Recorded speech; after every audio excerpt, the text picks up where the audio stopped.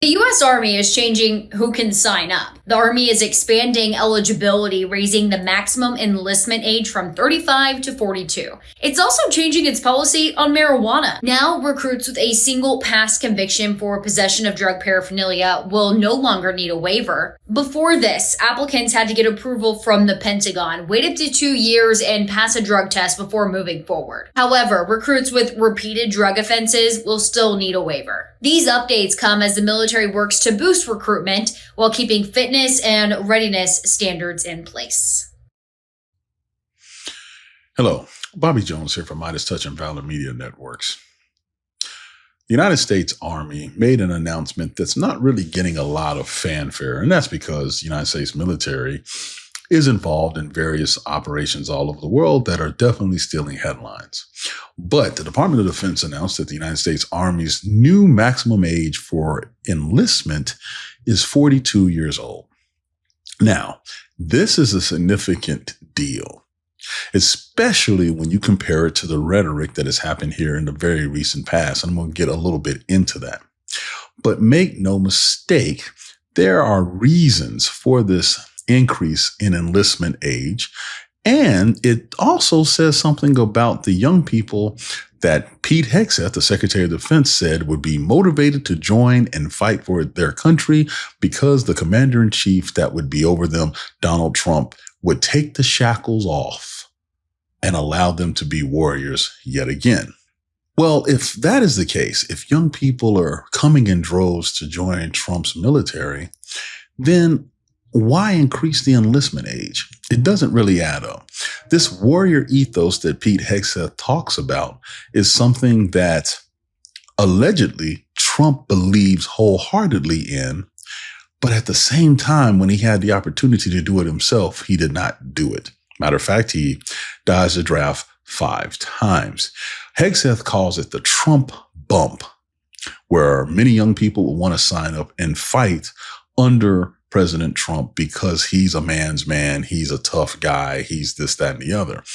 However, with all due respect to Hegseth and Trump, the recruiting numbers for the United States military was going up under Joe Biden. That is because of incentive programs, delayed entry programs to help kids get in shape, etc. So there was an actual ongoing trend of positive recruitment for well over a year and a half, almost 2 years.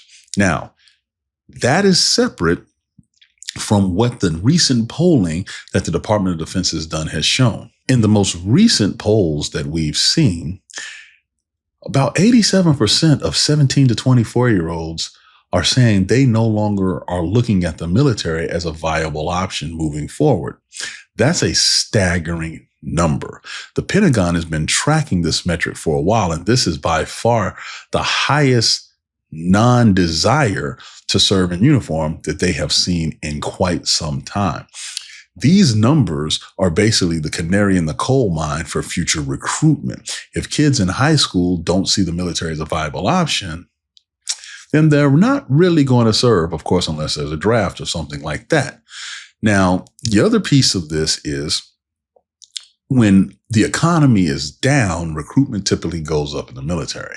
And so the economy has been very shaky in the second term of Donald Trump. Now, whether he wants to admit it or not, that has a ramification on who decides to serve. It's not all about patriotism. It's not all about, fighting for one's country, red, white, and blue, et cetera, et cetera. It's about financial stability. It's about getting health care. It's about getting a lot of things that many people take for granted. And despite all of those things that are hard to obtain in the current economy, you still have about 87% of these young people who say they want no parts in the military. So let's talk about the money, recruitment bonuses, sign-on bonuses, money. All of these things have been thrown at the problem to try to change that precursor into something different where kids still sign up. We're talking about bonuses in the 5 figures, 28,000, 30,000, 50,000 just to sign up.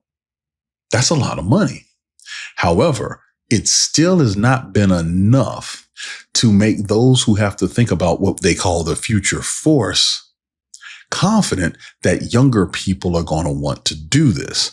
Now, when you add in the fact that there are certain skill sets, certain desired talents, especially in cybersecurity and these advanced weapon systems that we're seeing being used, then you have to wonder, even if the young people do want to sign up, are they qualified to serve? Another factor as to why young people may not be rushing to join is about only 23% of Americans 17 to 25 are eligible to enlist without some sort of waiver, whether we're talking health, whether we're talking previous drug use, maybe minor crimes. 23% is a small number when you consider the size that they want the American Army to be.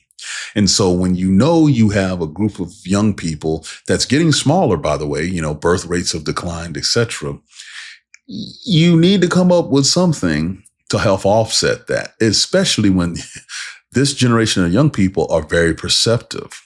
They are very untrusting of authority because when you look at what they've had to deal with the majority of their lives, if they're 16, 17, 18 years old, they've been dealing with a very divisive country. And so keep this in mind. If you're 42 and you're enlisting, you've seen various presidents, various power changes, shifts, dynamics. You're probably more open to that. Here's the other thing that we've seen. Older recruits are doing better than the younger ones when they actually get to boot camp. And so this whole wannabe Kennedy mystique that Hegseth and Trump are trying to generate, ask not what your country can do for you, but what you can do for your country, is not hitting with this generation.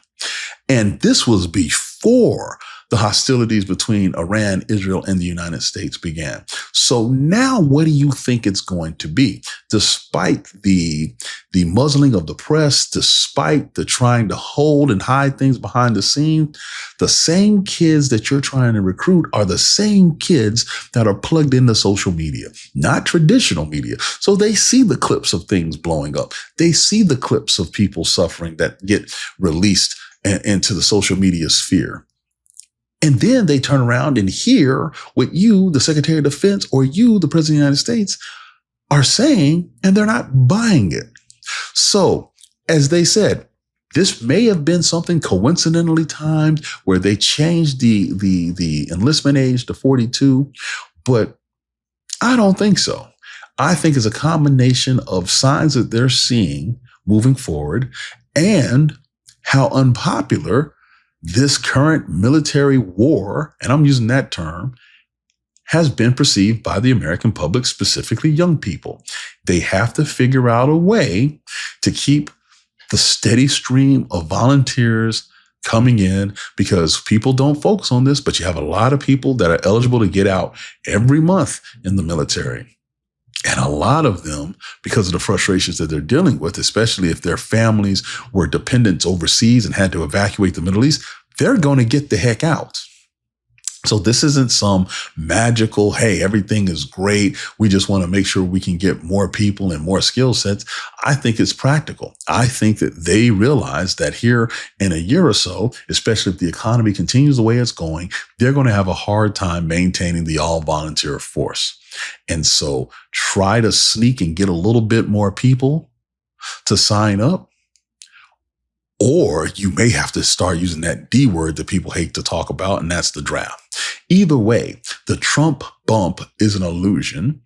The Pentagon knows it. And now they want older people to enlist because they cannot convince the next generation of warriors to sign up. Love this video? Support independent media and unlock exclusive content, ad-free videos, and custom emojis by becoming a paid member of our YouTube channel today. You can also gift memberships to others. Let's keep growing together.